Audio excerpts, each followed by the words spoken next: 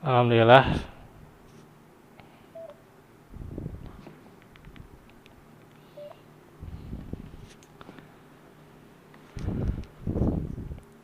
Ikhwatu fillah, di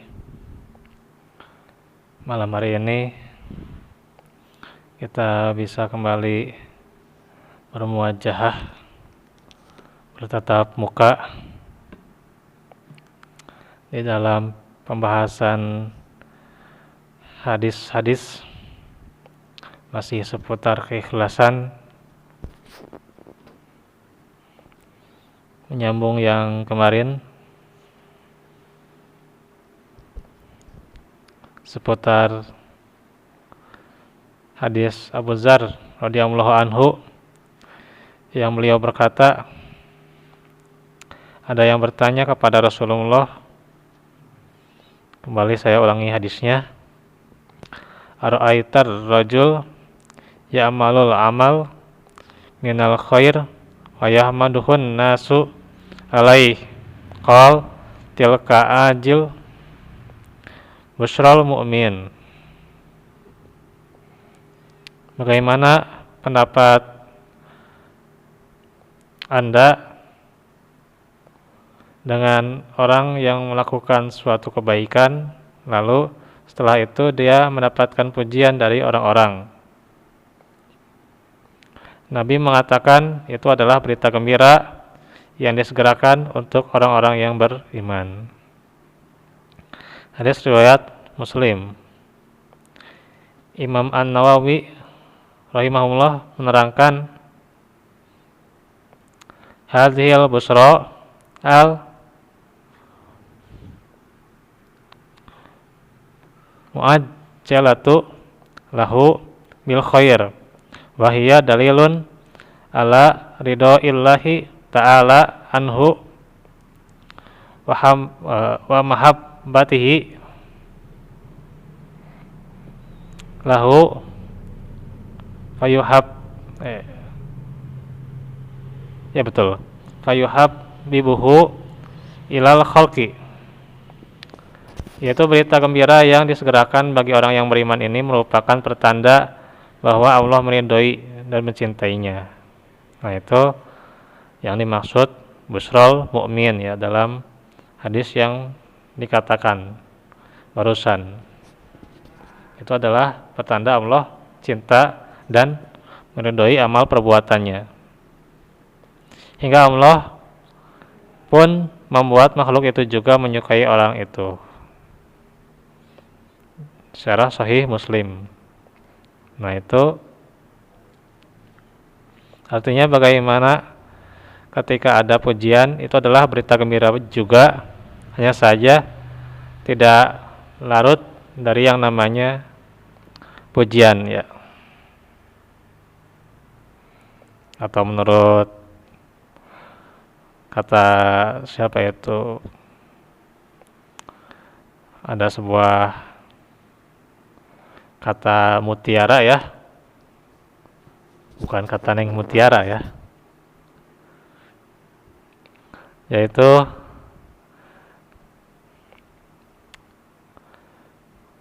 ketika dipuji tidak terbang ya, ketika jatuh tidak ketika dicela ya ketika dicela tidak jatuh ya, itu. Jadi itu kata-kata mutiara ya. Kalau dipuji tidak terbang, kalau dicela tidak jatuh.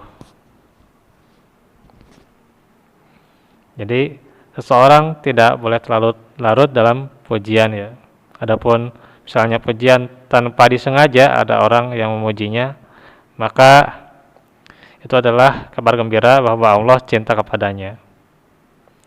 Bukan semata-mata karena kelebihannya atau kebaikannya, tidak. Itu hanyalah di mata Allah saja. Nah, sekarang bagaimana jika pujian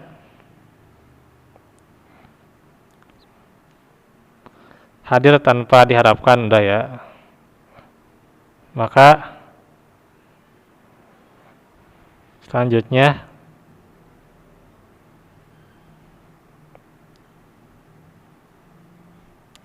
sia-sia amalan yang dilakukan untuk mendapatkan dunia.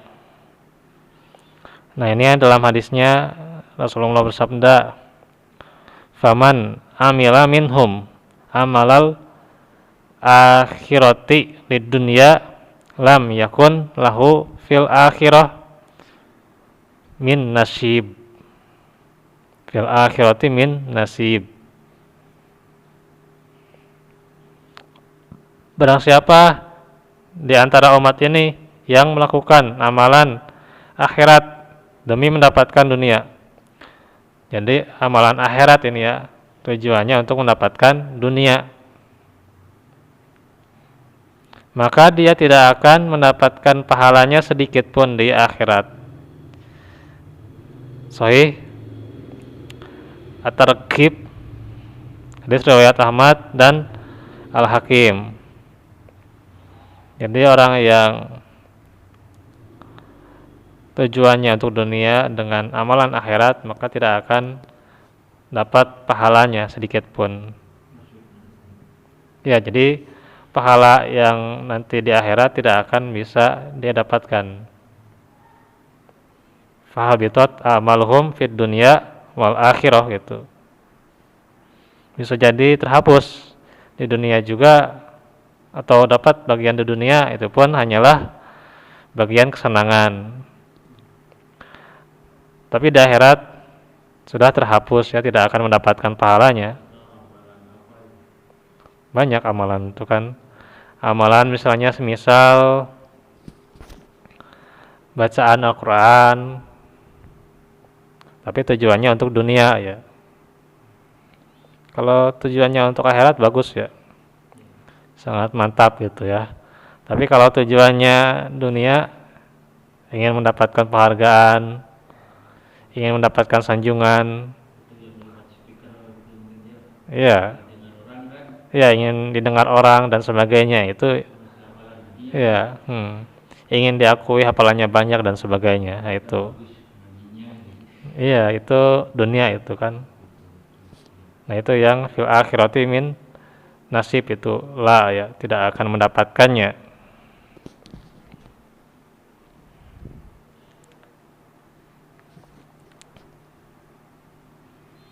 Atau yang lain, amalan akhirat itu kan banyak, seperti ya sholat tujuannya buat ya mendapatkan si fulanah gitu kan, dan sebagainya.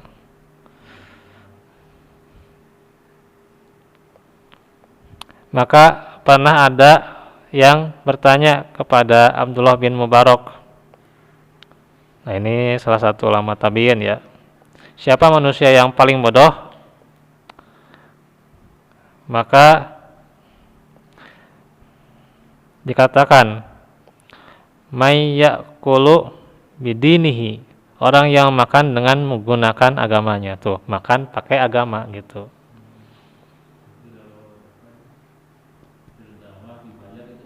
Ya, jadi mencari makan dengan agamanya. Ya, ya kalau misalnya tujuannya untuk makanan, untuk dunia, nah itu yang terlarang. Tapi kalau dikasih ya terima aja gitu mah, terima aja. Iya, iya, terima aja. Ya, ya itu rezeki. Tapi jangan terlalu bergembira. Nah itu berbahaya, itu yang masalah tarif dan sebagainya itu berbahaya. Ya kadang juga ceramahnya juga terpara ruguh gitu ya. Karena emang tujuannya orientasinya beda itu. Yang lucu gitu ya, macam-macam gitu. Jenaka gitu, nyeletuk gitu kan, nah itu. Bisaan nyeletuk nate. Nah itu tadi sumbernya yang jawaban Abdullah bin Mubarak adalah dari Hilyatul Auliya. Al-Faqih Nafi bin Jubair rahimahullah berkata, man syahida jinazatan ya liyarahu aluha fala yashhadha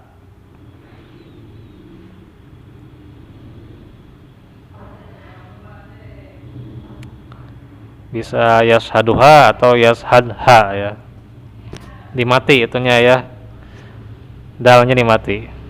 Barang siapa yang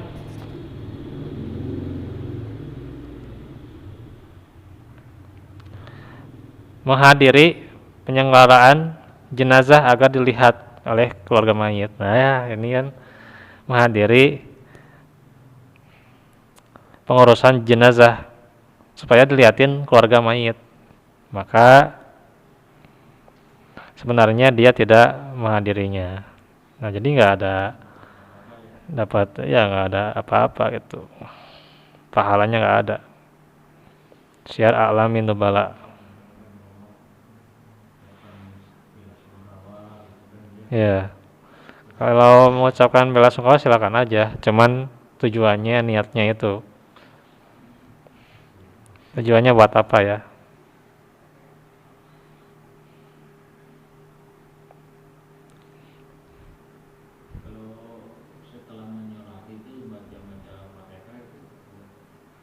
Apa?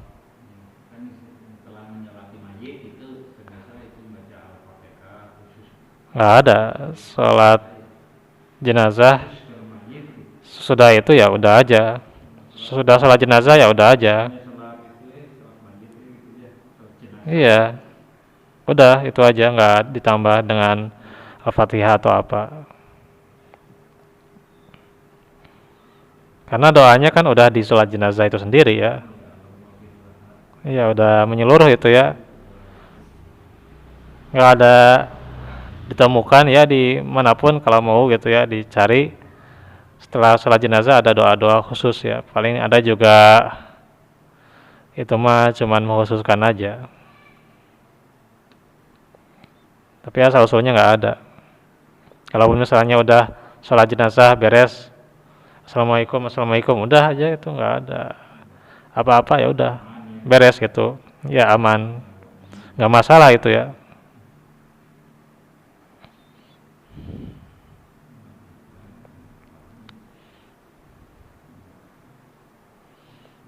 Nah itu tentang keikhlasan ya.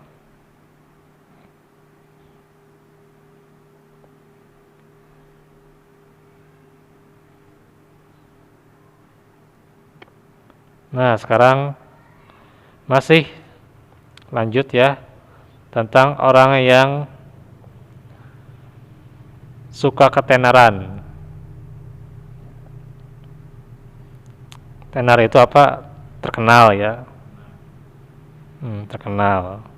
Maka kita harus membenci ketenaran ya.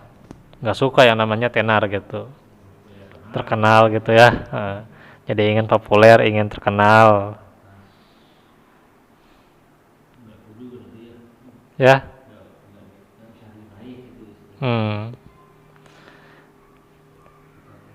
Ibrahim bin Adham itu adalah orang yang ahli zuhud, terkemuka pada masanya. Imam Ibnul Jauzi menghayatkan tentang beliau, panjang nih ya bacaannya. Saat Ibrahim bin Adham berada di suatu daerah yang beliau sangat dikenal. Nah, beliau juga ini sangat dikenal ya saat itu. Di tempat tersebut ada yang menyampaikan kepada orang-orang, Ibrahim bin Adham ada di kebun anu ya. Jadi ditunjukkan Ibrahim bin Adham ditunjukkan di sini dan di situ misalnya. Maka seketika itu mereka memasuki kebun tersebut dan mengelilinginya untuk mencari beliau, sambil mengatakan, mana beliau ya Ibrahim ini, di mana Ibrahim. Saat itu secara diam-diam beliau langsung bergabung dengan kerumunan mereka juga sambil mengucapkan, di mana Ibrahim. Nah itu, jadi beliau tidak suka ya dipuji, tidak suka terkenal. Karena itu ya jangan suka diaku gitu ya. Itulah bagaimana orang yang ikhlas itu, tidak suka diaku, tidak suka disebut ya. Adapun misalnya menyebut untuk supaya dia dicontoh ya nggak apa-apa. Tapi kalaupun misalnya lebih baik tanpa nama gitu ya, atau misalnya lebih baik begini dan begitu tanpa disebutkan dirinya, lebih baik ya, walaupun tidak apa-apa juga kalau menyebut karena beda tujuan ya. Tapi hakikatnya tidak disebutkan atau tidak ditulis gitu kan, itu tidak akan merusak pahala. Karena itu jangan ragu-ragu. Kita misalnya ada sedekah, kita nggak usah ditulis aja misalnya kan. Ya, atau ditulis hamba Allah, itu ya boleh-boleh aja gitu ya. Iya, ya itu mah nggak apa-apa, silakan aja. Ditulis ya nggak apa-apa, asal niatnya ikhlas aja gitu. Ditulis si fulan atau si fulanah, niatnya ikhlas ya nggak apa-apa. Misalnya dia nggak mau disebut aja kan hamba Allah misalnya, ya nggak apa-apa juga itu kan. Karena yang namanya infak itu kan sirron wa alaniyah gitu kan. Itu tergantung dari sebab ilmu dan keikhlasan dirinya.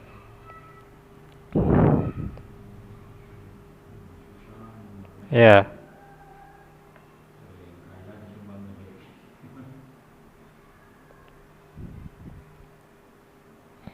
Nah, yang menjadi salah itu ingin disebut ya. Sampai mengatakan, ini kalau hamba Allah berarti saya gitu ya. Itu ke DKM misalnya, berarti ini hamba Allah berarti saya gitu kan. Nah, itu ingin disebut itu namanya. Nah, itulah kita juga kadang-kadang nih ya. Ya, hati-hati juga orang yang belajar hafalan misalnya. Wah, ingin misalnya jadi imam, diakui hafalannya banyak. Nah, itu juga tujuannya itu apa gitu ya. Harus lurus ya tujuannya. Tidak boleh mendapatkan atau tidak boleh dengan keinginan mendapatkan sesuatu dari orang lain.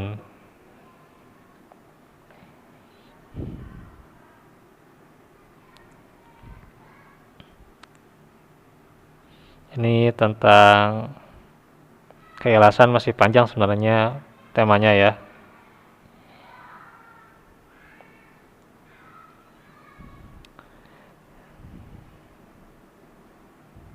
Hanya saja di sini tidak ditulis secara lanjut ya, nanti itu beliau ini penulisnya menulis lagi ya, menambahkan lagi di Telegram ya.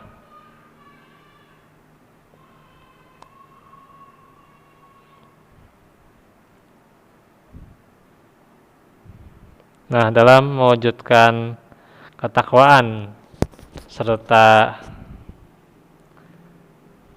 mewujudkan keimanan, butuh yang namanya keikhlasan ya. Maka seseorang bagaimana caranya untuk ikhlas? Itu berat ya. Kemarin sudah dikatakan bagaimana diantaranya menjauhi ya, ingin senang dipuji. Nah itu, jadi tipsnya, kalau dikatakan tips ya nggak banyak ya. Gimana? Oh.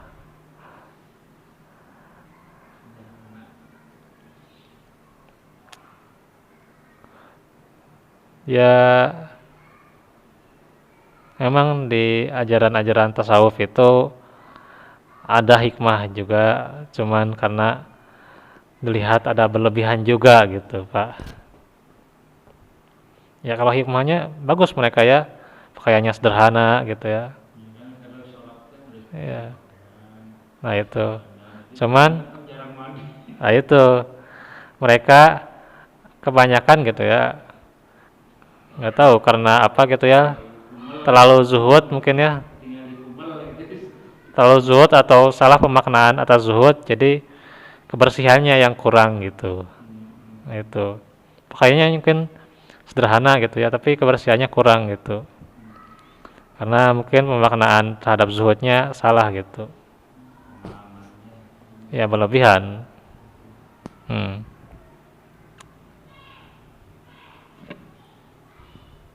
Ya besok insya Allah tentang kitab tauhid ya. Ya silakanlah kalau ada pertanyaan ya, karena jarang membuka ruang pertanyaan, Pak.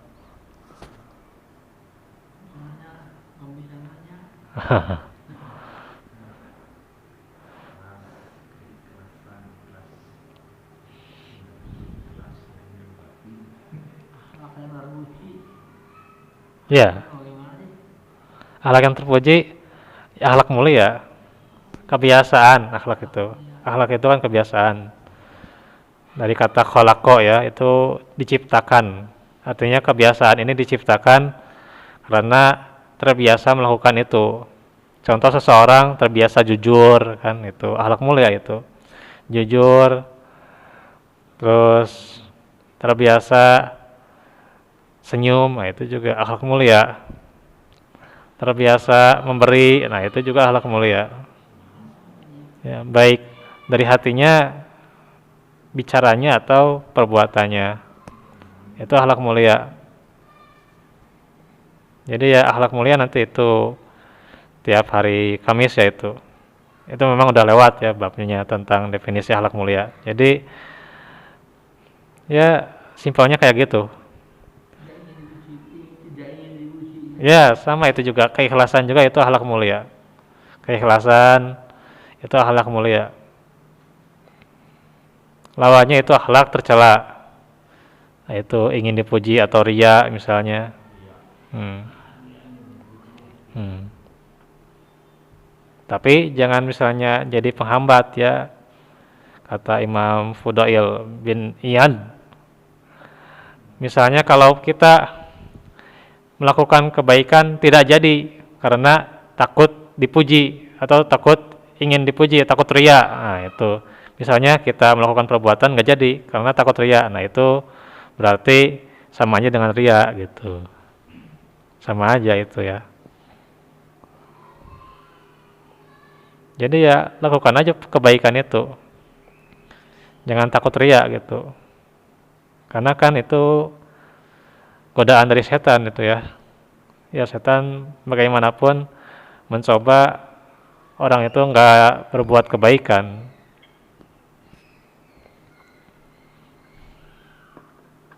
Udah Pak? Ada lagi?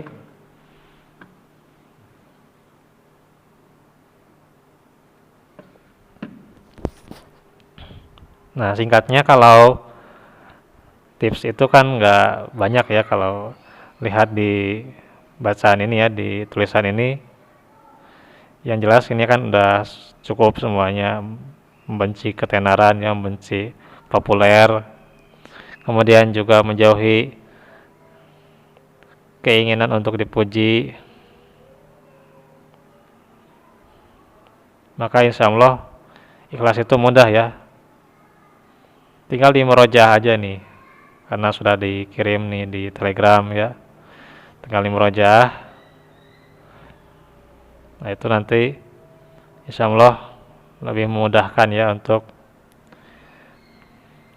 menerapkan keikhlasan seorang hamba. Nah besok kita lanjut lagi kitab Tauhid ya, dari faedah Tauhid.